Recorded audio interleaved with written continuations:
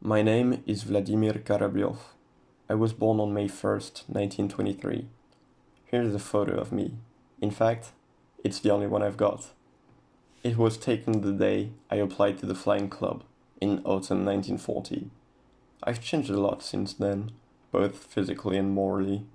But in order for you to understand my story, let me briefly introduce myself. I've always loved the idea of flying. At the age of 10, when I saw a plane for the first time, I decided I wanted to become a pilot someday. And given the growing need for them, I was able to join an Osoviachim flying club in my native city of Nikolaev. A few months into training, we heard the familiar voice of Vyacheslav Molotov on a radio broadcast informing us the war had started.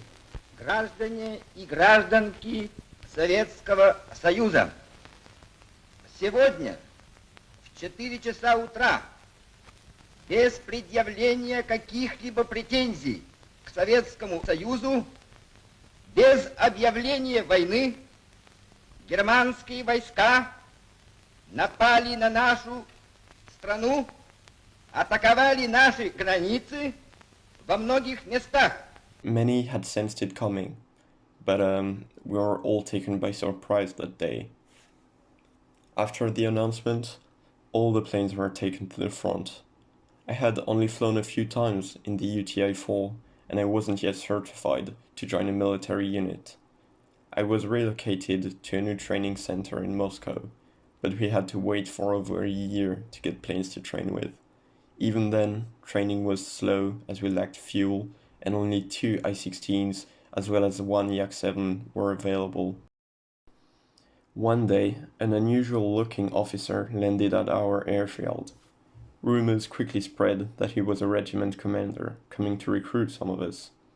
He looked at our files for a day, then interviewed us personally.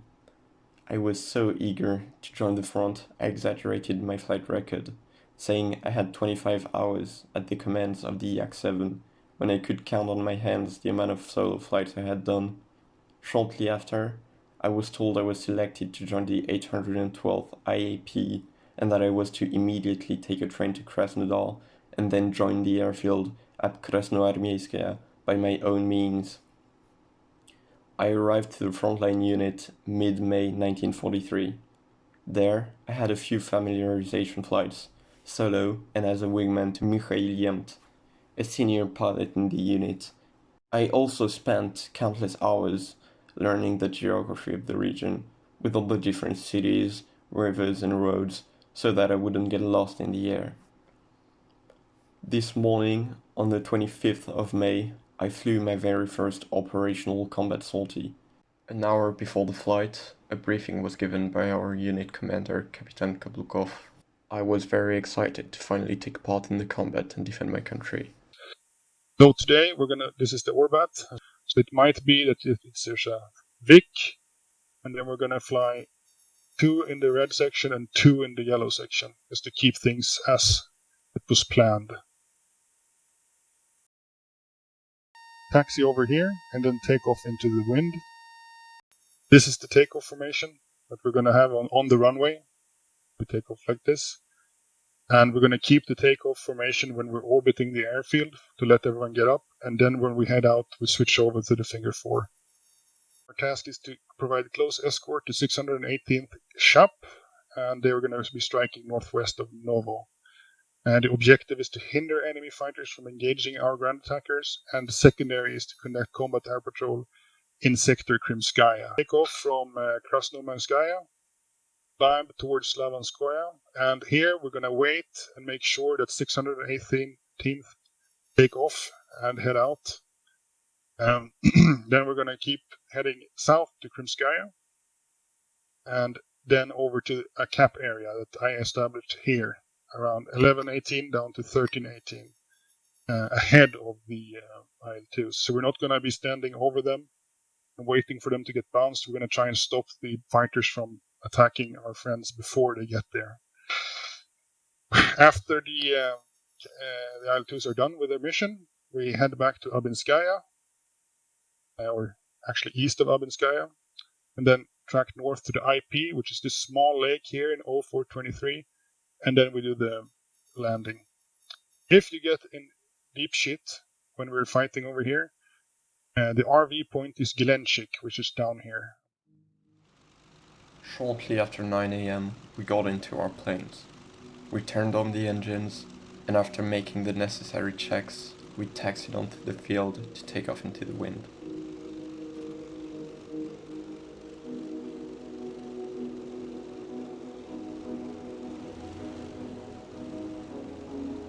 Red 1 taxiing.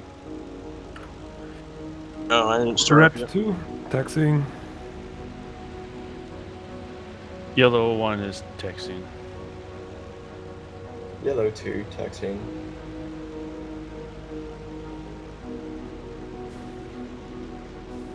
Blue 4, engine running.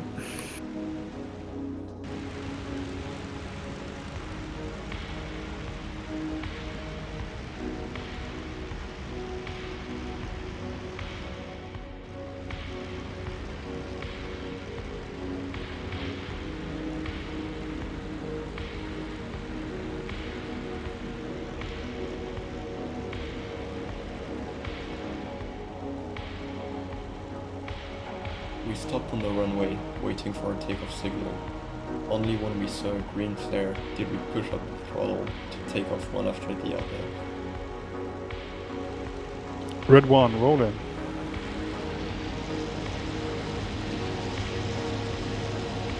Yellow 1 rolling.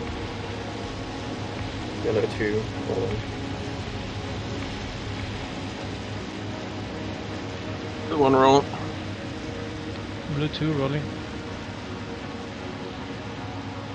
Blue 3 rolling. Blue 4 rolling.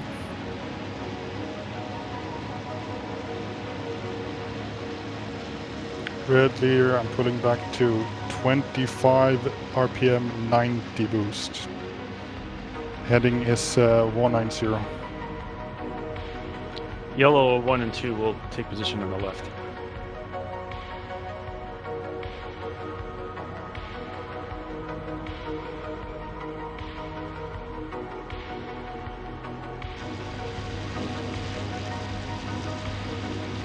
All Voron call signs. Channel A, go. Roll call. Red 1. Red 2. Yellow 1. Yellow 2. Blue one. Blue 2. Blue 3. Blue 4.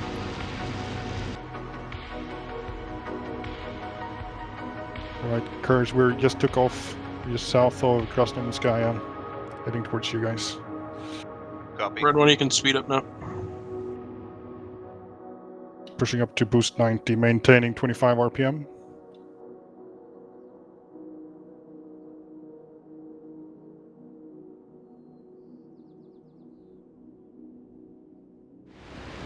We encountered another flight passing across ours.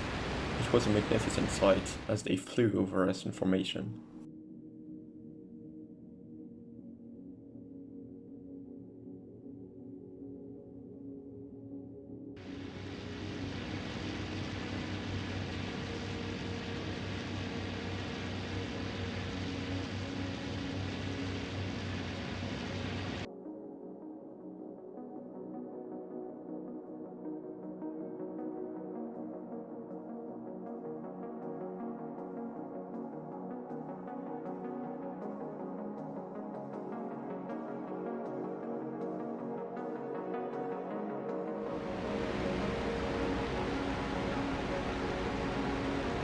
All Voron call sign on back to 23 RPM, 70 boost.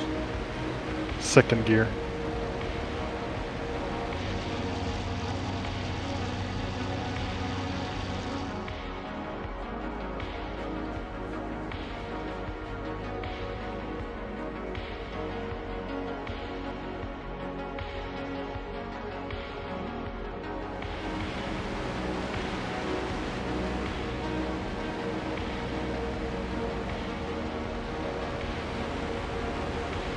Now that we had climbed and were simply cruising at altitude, I felt real fear for the first time since the beginning of the war. I kept looking at the dials in my cockpit, as if it would help me.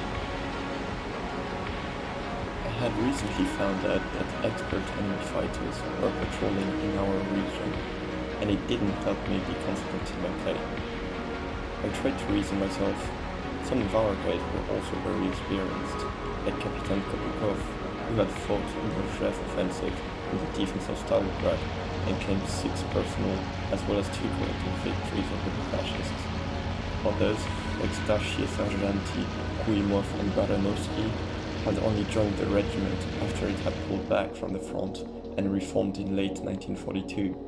Still, they fought during all of spring 1943 and were now seasoned pilots as well. I, however, was brand new, but I was determined not to let my comrades down.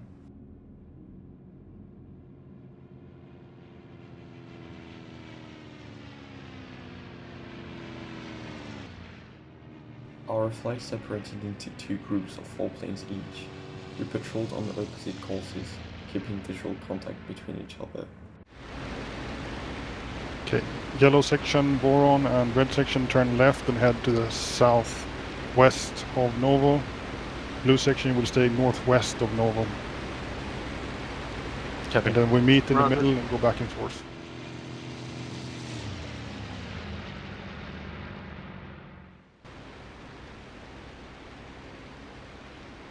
Our objective was to prevent enemy fighters from coming from the north. We knew they had an airfield very close by at Anapa, and by now they would have been informed of our presence. As we got deeper into enemy territory, heavy anti-air cannons started firing at us. I reckoned it was safer to close my canopy in order not to be hit by shrapnel.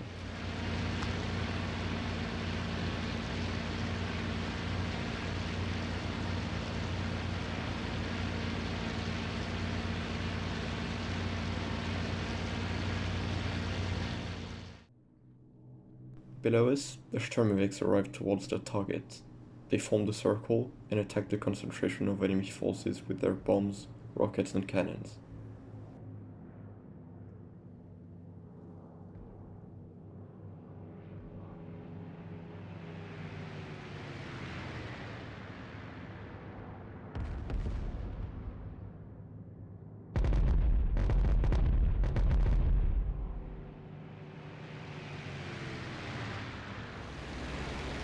We had been going back and forth for a while over the hilly terrain of the region, and we spotted some planes in the distance next to blue flight.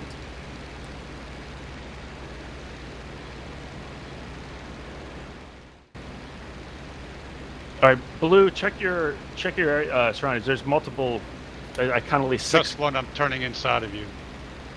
Roger. I think we got 4 mixed up with another. I see these contacts. 4 ship, blue. 1 o'clock, a little bit higher. Make it 6. Tusk 2, let's make a bomb Coming run head on with us? from the Yeah. east. That's how it's far away. Leave it. Who's this 3 ship? 109's. Oh, Yeah, 109's here. 109's here. Ham 2, let's go for bombs too. Full smash. Going Let's in. climb. They're slightly above clouds.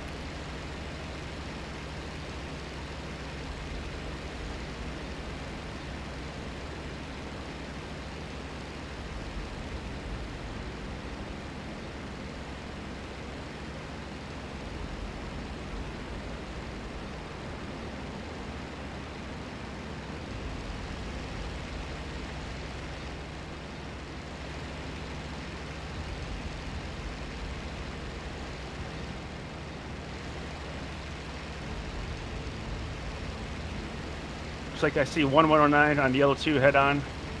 Copy. Yeah, let's drag them south. I'm turning left and turning left and going back south. All right, come right. Yellow 2. Flashball. I recommend IL2's RTB because there's 109s in the area right above the targets. Roger that. We're egressing so-called. We all retreated after this encounter. There was no point for us to engage enemy fighters over their territory when the IL-2s had completed their attack. All Okay. Boron to RV Come on. points. Go. So-called disengage 090. Copy, it's your 9's here.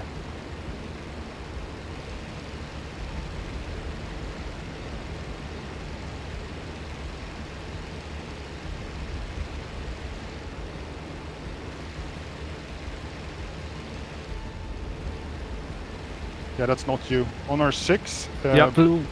2 bogeys. whoever's the Yak ones who are over Novo, we have 2 low 6s, almost co-out, 109s. Affirm. Yep. There's 3 of them actually. 3 of them copy. Let's keep dragging them towards Kerenchik.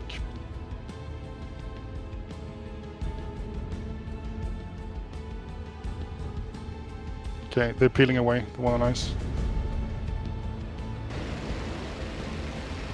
With the enemy peeling off, I thought we were safe, but soon the IL-2s alerted us on radio that they were being attacked this time.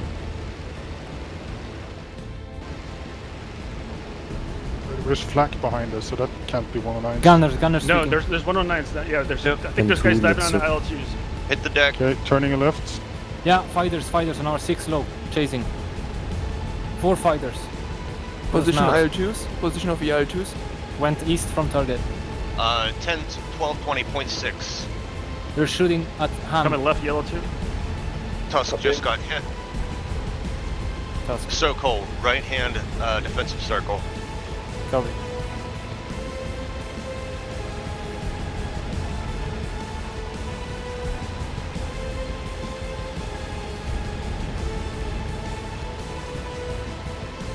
The Germans had followed our IL-2s all the way to the friendly city of Krymskaya.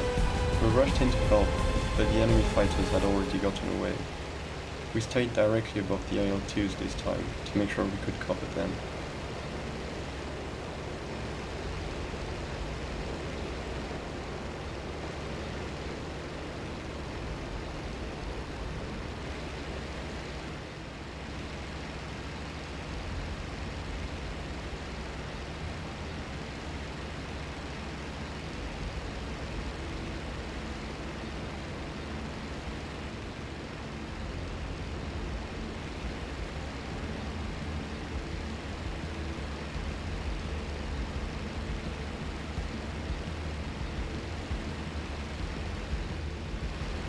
My leader, Starship Lieutenant Elmt, spotted 2 messes diving onto our ground attackers.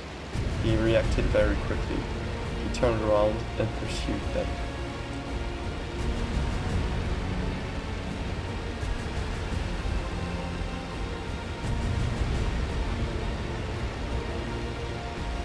Something's diving. Four Something's again. diving. Too far. That's all good, that's Yeah, not us. 2 109s are diving down on. Yeah, for IL-2s, yeah. Yep. Alright, I'm a yellow 1 is engaging the second one. Copy, I'm turning left, picture. Yeah, all good. Going for the high 109, just below clouds. They're attacking Snout. Tusk or Ham, 3 ships. Now, Ham, he's on you. He's coming in. Ham. 2 of them. 3. I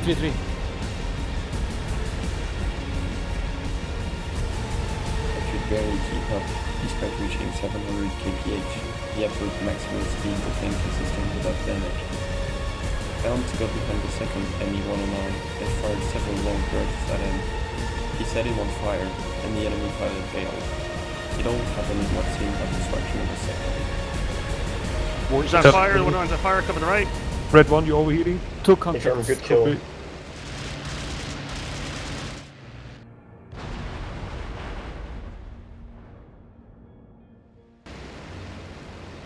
All war on call signs, we need to RTB now. So head back as quick as you can to Right. Krasnovelskaya. I regrouped with Lieutenant Elmt. From this point on, we headed directly for our base to the north. After the flight, Comrade Elmt told me he hurried home because he had emptied all of his ammo onto the enemy fighter and didn't want to get caught in another engagement.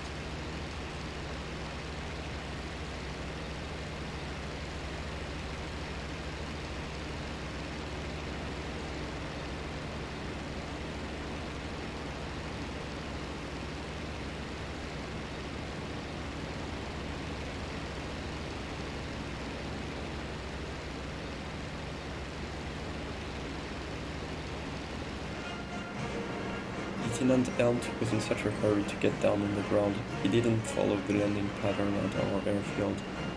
I followed him nevertheless, as I wanted to be there when he'd announced the good news to the ground crew. Elmt and I debriefed after the flight. Since I had witnessed a demonstration of his skills, he had my complete attention. He explained to me that encounters like these are pretty common during escort missions. Sometimes the Germans don't show up at all. Sometimes they just lurk in the distance. They're usually waiting for us to make a mistake. And today, we did make an error when we got separated from the IL-2s, and they capitalized on that. As a result, the messes were able to make a pass unopposed. Luckily for us, they got greedy and attempted to bounce our attackers a second time. This is when Elt was able to catch one of the messes.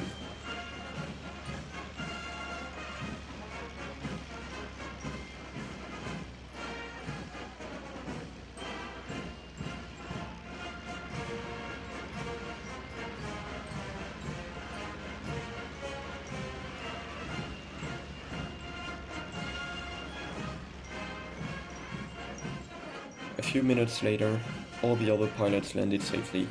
We had all made it. Our total tally was 2 Messerschmitts 109s. I felt relieved. I had encountered the enemy in my very first operational sortie, and I had survived.